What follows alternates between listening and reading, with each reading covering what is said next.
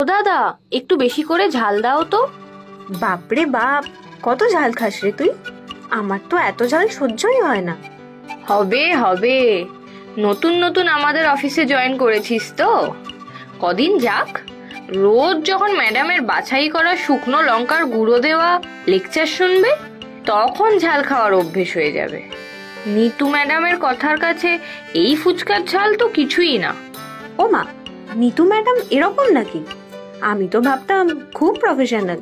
হ্যাঁ, সব ব্যাপারেই বাড়াবাড়ি। টাইমে আসতে হবে, টাইমের আগে বের হওয়া যাবে না, সব কাজ গুছিয়ে করতে হবে।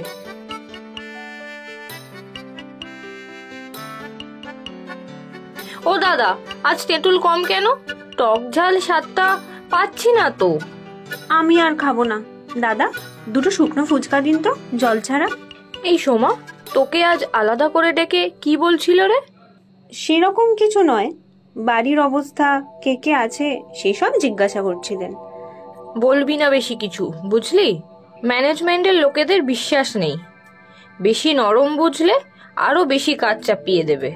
আমি বাবা বেশি দায়িত্ব নিতে চাই না, সব সময় দেখবি গা বাঁচিয়ে চলি।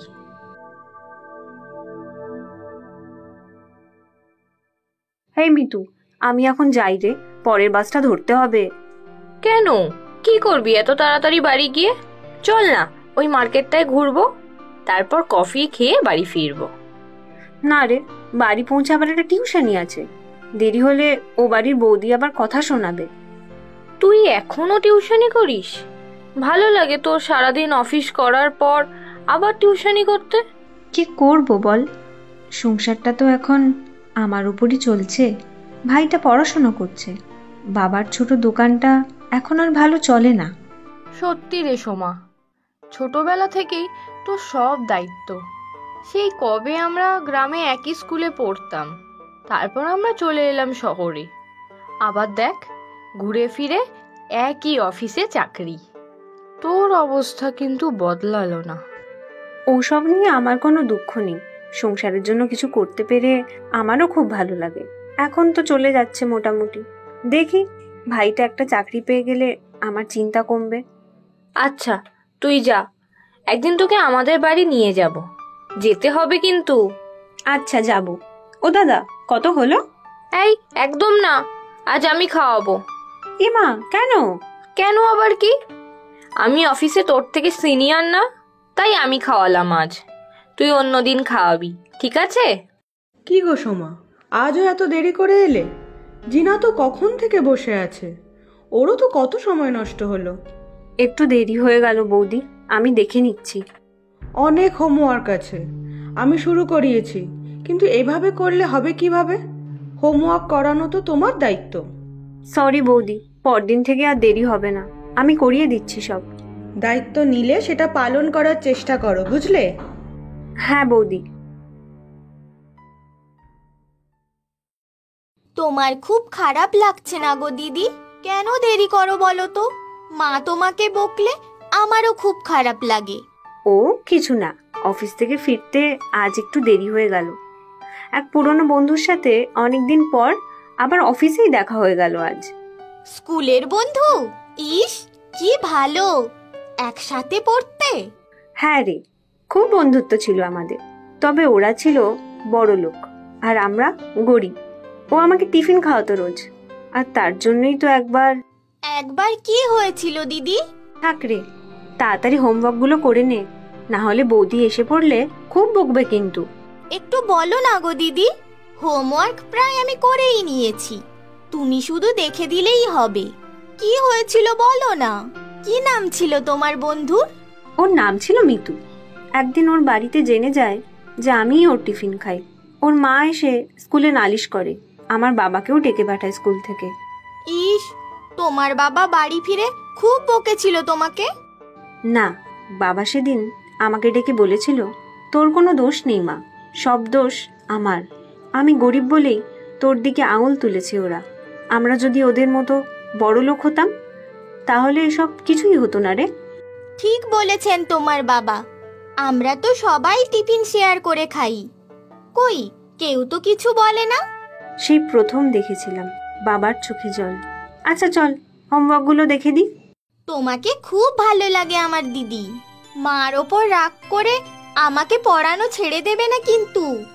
আচ্ছা বাবা, ঠিক আছে। এই নাও চা। সামনেই জিনার ক্লাস টেস্ট আছে, কিন্তু দেখবে যেন ফার্স্ট হতে পারে। দেখবেন, জিনা ভালোই করবে। দুজনে মিলে সেই চেষ্টাই করো। আর ও ফার্স্ট হলে তোমার মাইনা বাড়িয়ে দেবো, দেখো। সত্যি বলছো মা? তাহলে তো আমাকে ফার্স্ট হতেই হবে। কিরে মনা, এত দেরি হলো আজকে? কি করব মা, জিনাদের বাড়িতে ঢুকতেই দেরি হয়ে গেল আজকে। ওর ক্লাস ওয়ার্কও ছিল অনেক। যা, হাত মুখ ধুয়ে খেয়ে নে। তোর বাবা খুব চিন্তা করছিল।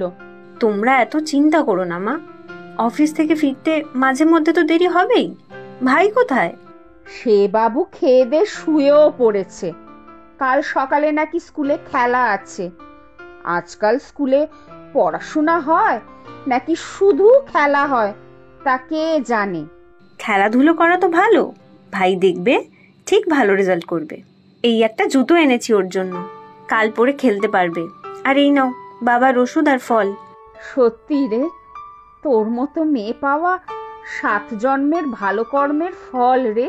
ও জানো তো মা, আমার সেই স্কুলের বন্ধু মিতু, মনে নেই? ওর বাবা গ্রামীণ ব্যাংকের ম্যানেজার ছিলেন। হ্যাঁ, মনে পড়েছে। কি হয়েছে তার? সে এখন আমার অফিসেই কাজ করে। আজ আমরা দুজন একসাথে ফুচকা খেলাম। একদিন ওকে নিয়ে আসিস আমাদের বাড়ি। ও কি আর আসবে? তাও ঠিক, কত বড় লোক ওরা।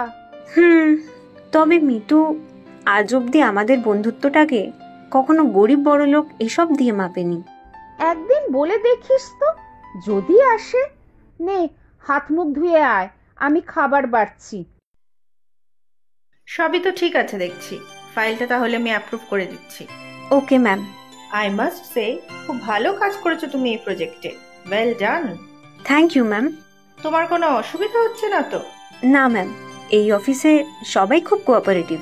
আর ঘটনাচক্রে আমার ছোটবেলার স্কুলের বন্ধু মিতু এই অফিসে কাজ করে, আমার সিনিয়র। আচ্ছা, তাই নাকি? হ্যাঁ ম্যাম। ঠিক আছে, ভালো করে কাজ করো। আমিও তাই চাই ম্যাম, নিজের কেরিয়ারে অনেক উন্নতি করতে চাই। আমার বাবা অসুস্থ, আমার উপর অনেক দায়িত্ব ম্যাম।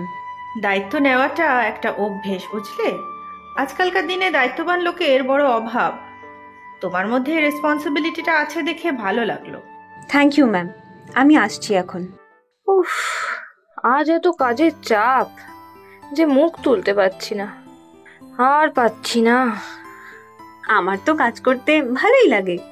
বেশি আবার কাজ দেখাতে যাস না, তাহলে দেখবি তোকে দিয়েই সবাই ফ্রি ফান্ডে কাজ করিয়ে নিচ্ছে।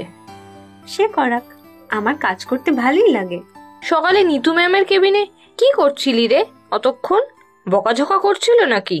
না না, আমার প্রজেক্টটা ভালো হয়েছিল বলে প্রশংসা করছিল। ওসব ফাঁদ, বুঝলি? প্রথমে গাল ভরা প্রশংসা করবে, তারপর বেশি বেশি করে কাজ করিয়ে নেবে। সব ম্যামের চালাকি। পরে দেখবি শুধু গালি আর গালি। এত সব জানি না, তবে ম্যামকে কিন্তু আমার বেশ ভালোই লাগে। ঝকঝকে, স্মার্ট, একটা বেশ এলিগেন্ট ব্যাপার আছে ওনার চেহারার মধ্যে। ধুর, আমি বেশি পাত্তা দিই না ওনাকে। আর সত্যি কথা বলতে কি, অফিসের কাজেও বেশি গা লাগাই না। আচ্ছা, এবার অফিসের কথা ছাড়। আজ ছুটির পর আমার বাড়ি চল। না না, আজ থাক, অন্য একদিন যাব। আমি জানি তুই কেন যেতে চাস না। স্কুলের সেই ঘটনাটা এখনো ভুলতে পারিসনি তুই, তাই না? ক্ষমা করে দে না রে। না রে, তা নয়, অত বছর আগের কথা ওসব আর মনেও নেই। তাহলে চল না আমার সাথে, হয়তো দেখবি যা ভাবছিস তা আর নেই। আচ্ছা ঠিক আছে, যাব।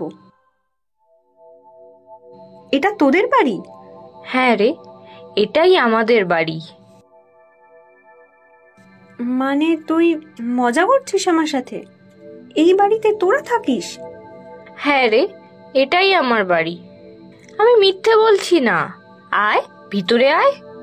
আমি তো ভেবেছিলাম তোদের হয়তো বিশাল বড় বাড়ি হবে। খুব অবাক হয়েছিস বল? না মানে, যখন আমরা গ্রামে থাকতাম বাবা গ্রামীণ ব্যাংকের ম্যানেজার ছিল। তখনকার অবস্থা আর এখনকার অবস্থার মধ্যে অনেক তফাৎ। কি করে এমন হলো? শহরে আসার কিছুদিন পরেই বাবার একটা অ্যাক্সিডেন্ট হয়। বাবার চাকরিটা চলে যায়। আস্তে আস্তে সব আত্মীয়রাই পাশ থেকে সরে যায়। আমি কোনো রকমে পড়াশোনাটা শেষ করেই চাকরিতে জয়েন করি। এখন আমার উপরেই সংসার। বাবা অসুস্থ, মাও মাঝে মধ্যে অসুস্থ হয়ে পড়ে। এসব তো কিছুই জানতাম না রে। ছাড়, বাদ দে। একটু চা করি, খাবি তো? হ্যাঁ, খাবো। এখন আমাদেরও টানাটানির সংসার। মনে হয় টাকা পয়সা থাকাকালীন খুব অহংকার ছিল, তো তাই বোধহয় ভগবান শাস্তি দিলেন। কাকু কাকিমা কোথায়?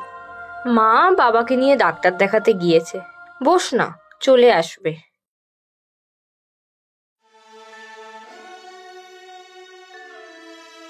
কিরে, চল, লাঞ্চ করবি না? কিরে, কি হয়েছে? নিতু ম্যাডাম একটু আগে ডেকেছিলেন। বুঝেছি, বকা খেয়েছিস হয়তো। ধুর, ওসব ধরতে নেই। কাজ করতে গেলে একটু আদ্র বকা তো খেতেই হবে। না রে, সেসব না। তাহলে তাহলে কি? কোম্পানি কস্ট কাটিং করবে, বেশ কিছু কর্মী ছাঁটাইও হবে। সেই লিস্টে আমিও আছি মনে হয়। সে কি? হ্যাঁ রে, চাকরিটা চলে গেলে আমি পুরো পথে বসে যাব। চাকরিটা আমার কতটা দরকার তুই তো জানিস। ঠিক আছে, তুই আগেই এত অস্থির হোস না, দেখবি সব ঠিক হয়ে যাবে। বুঝতেই পারছো অফিসের অনেক কিছুই বদলাতে চলেছে। তোমাকে কিন্তু অনেকটাই বেশি দায়িত্ব নিতে হবে। একটা বড় প্রজেক্ট লিড করতে হবে। ম্যাম, আমি? হ্যাঁ হ্যাঁ, তুমি। একটা প্রমোশন হচ্ছে তোমার। আমি পারবো ম্যাম। কেন পারবে না? গাইড করার জন্য আমি তো আছি। ভয় পাবে না। তোমার পারফরমেন্স দেখেই এই দায়িত্ব দেওয়া হচ্ছে তোমাকে। ম্যাম, একটা কথা বলবো? হ্যাঁ, বলো না। ম্যাম, মিতু বলছিল ওর চাকরিটা নাকি চলে যাওয়ার চান্স আছে। আপার ম্যানেজমেন্ট যা সিদ্ধান্ত নেবে আমাদের তা মানতে হবে। সবার পারফরমেন্সের উপর ভিত্তি করেই তো এইসব সিদ্ধান্ত নেওয়া হয়। সারা বছর কে কতটা কাজ করলো সেটাই তো কনসিডার করা হয়। ম্যাম, কিছুই কি করা যায় না? দেখো, মিতুর যা পারফরমেন্স সে অনুযায়ী বাদ যাওয়ার লিস্টে ওর নাম আছে। ম্যান পাওয়ার যখন কমানোর সিদ্ধান্ত নেওয়া হয়েছে তখন কারো না কারো নাম তো থাকবেই। ম্যাম, একটা কথা বলবো? আমার চাকরিটার বদলে কি মিতুর চাকরিটা রাখা যায় না? এ কি বলছো তুমি? মিতু খবরটা শুনে খুব ভেঙে পড়েছে। ওর চাকরিটা খুব দরকার। ওর বাবা অসুস্থ, সংসার পুরোটাই ওর ওপরে। Please ma'am. দেখো, মিতুর যেমন গা ছাড়া পারফরমেন্স সেই দেখেই ওকে এই লিস্টে রাখা হয়েছে। প্লিজ ম্যাম, আপনি ব্যাপারটা একবার ভেবে দেখুন। আমার বদলে যদি ওকে রাখা যায়, আমি ওকে বোঝাবো, ও মন দিয়ে কাজ করবে। তোমার এত ভালো পারফরমেন্স, সেখানে কি করে তোমাকে স্যাক করা যায়? বুঝতে পারছি মিতু তোমার ছোটবেলার বন্ধু, তার উপর চাকরিটা ওর দরকার, কিন্তু এভাবে তো হয় না। এই চাকরিটা তো তোমারও খুব দরকার। প্লিজ ম্যাম, প্লিজ আমার বদলে মিতু চাকরিটা বাঁচান আপনি। ও যে আমার ভীষণ ভালো বান্ধবী। তোমাকে দেখে অবাক হয়ে যাচ্ছি সোমা। তোমারও চাকরিটা দরকার আর তুমি কিনা সেটা তোমার বন্ধুর জন্য ছেড়ে দিতে চাইছো? এসব তো আজকালকার দিনে দেখাই যায় না। Proud of you. আচ্ছা, আমি দেখছি যাতে দুজনের চাকরিটাই বহাল থাকে। তোমার মতো এমপ্লয়কে হারাতে চাই না। Thank you ma'am, thank you very much. ঠিক আছে, দুজনেই ভালো করে কাজ করো, যাতে পরের বছর আমি গর্ব করে বলতে পারি আজকের এই সিদ্ধান্ত আমি ভুল নেইনি। আমি কথা দিচ্ছি ম্যাম, জান প্রাণ দিয়ে আমরা দুজন আপনারই সিদ্ধান্তের মর্যাদা রাখবো। আর একটা কথা ম্যাম, আর একটা খুশির খবর দিতে চাই আমি। হ্যাঁ, বলো না। আমার এক ছাত্রী আছে, জিনা। ও ওর কথা রেখেছে, পরীক্ষায় ফার্স্ট হয়েছে। আমিও আমার কথা রাখবো ম্যাম।